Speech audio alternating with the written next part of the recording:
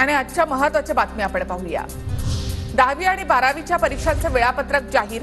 12वीची परीक्षा 11 फेब्रुवारी ते 18 मार्च पर्यंत, तर 10वीची परीक्षा 21 फेब्रुवारी ते 17 मार्च पर्यंत असेल।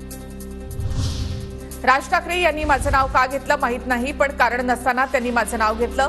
मी त्या वाटेनं कधी जात नाही। शरद पवारांचं राज ठाकरेंच्या आरोपांना उत्तर। शरद पवार 4 वेळा मुख्यमंत्री होते। त्यांनी आपल्या ज्ञानाचा फायदा फक्त पक्षाला नाही तर राज्यालाही करून द्यावा। मराठा आरक्षणावर भूमिका जाहीर करून ते कसं लागू करता येईल ते सांगा, मुनगंटीवार यांचं पवारांना आवाहन। रोहित पवार तुमची लायकी काय? महाराष्ट्राला लुटणारे तुम्ही दुसऱ्याच्या नावाने ओरडताय। बार्शीचे आमदार राजेंद्र राऊतांची रोहित पवार यांच्यावर जळजळीत टीका।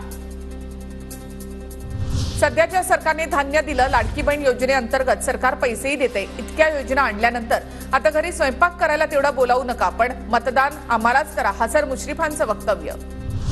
सेबी अध्यक्ष माधवीपुरी बुच यांच्या अदानी ऑफशोअर संस्थेमध्ये हिस्सा। हिंडनबर्ग अहवालामध्ये माहिती, तर 2018 मध्ये अदानी ऑफशोअर संस्थेमधून गुंतवणूक काढून घेतली। बुच यांचं स्पष्टीकरण। हिंडनबर्गच्या अहवालामधील आरोप खोटे आणि बदनामीकारक। आमचा संपूर्ण व्यवहार पारदर्शक। अदानी समूहाने हिंडनबर्गचे आरोप फेटाळले तर कागदपत्र सार्वजनिक करण्यास तयार।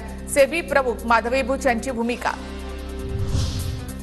वक्फ बोर्ड संदर्भातील विधेयकामुळे मुस्लिम समाजावर अन्याय होत असेल तर केंद्र सरकारशी चर्चा करू, उपमुख्यमंत्री अजित पवारांचं वक्तव्य।